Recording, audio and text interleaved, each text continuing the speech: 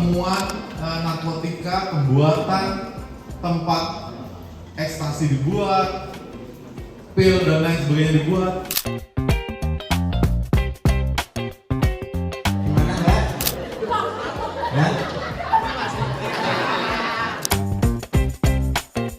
Jadi jangan sampai orang yang pernah dibully tersebut menjadi pelaku bullying di kemudian hari atau di tahun-tahun berikutnya. Bijaklah bermedia sosial. Paham ya adik sekarang? Jadi tidak ada alasan kalau kalian pakai fake account Anda aman, adik-adik aman, nggak mungkin.